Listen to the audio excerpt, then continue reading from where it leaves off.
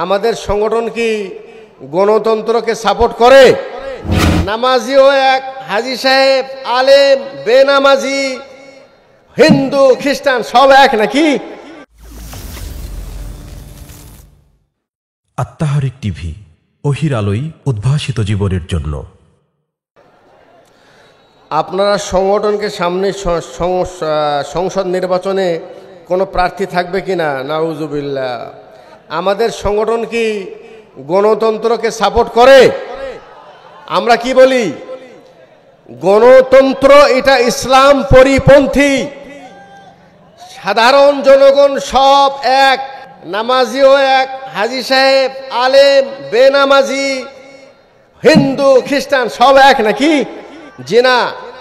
যেই গণতন্ত্র দিয়ে আজকাল আমাদের কিছু খালাতো ভাইয়েরা ওনারাও কিছু বলার চেষ্টা করছেন যে একেবারে গণতন্ত্র হারাম বলা যাবে না, তো তাদেরকে বলতে চাই গণতন্ত্র নামই এটা যে যেই দেশের জনগণ তারা সবাই স্বাধীনভাবে মত প্রকাশ করবে এবং যেই দিকে মত বেশি পড়বে তারা রাষ্ট্র কায়েম করবে।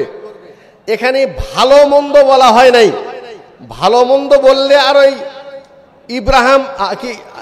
ইব্রাহিম লিঙ্কনের এই গণতন্ত্র থাকে না, আব্রাহাম লিঙ্কনের গণতন্ত্র থাকে না। অতএব ওটাকে নিয়ে মডিফাই করে ইসলামী রূপ দেওয়ার কোনো অবকাশ নেই।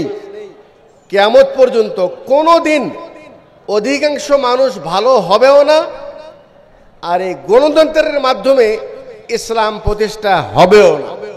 এজন্য আমরা মনে করি মানুষের আকীদা পরিবর্তন করা এটা আমাদের দায়িত্ব।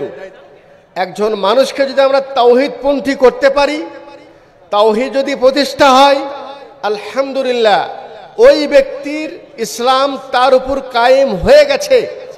আর আল্লাহ যার দ্বারা চাইবেন ওনার দ্বারা আল্লাহ পাক রাষ্ট্রীয় কায়েম করবেন। আমরা সংশোধন কাজ চালিয়ে যাব। এই সংশোধন আপনি সাধারণ জনগণ হতে পারেন, রাষ্ট্রীয় পর্যায়ে যারা আছেন ওনারা কি সংশোধন হতে পারেন না? ওনারা যদি হয়ে যায় তা তো হয়ে গেল আলহামদুলিল্লাহ। অতএব গণতন্ত্রকে আহলে হাদিস আন্দোলন সাপোর্ট করে না, প্রার্থী দেওয়ার কোনো প্রশ্নই আসে না।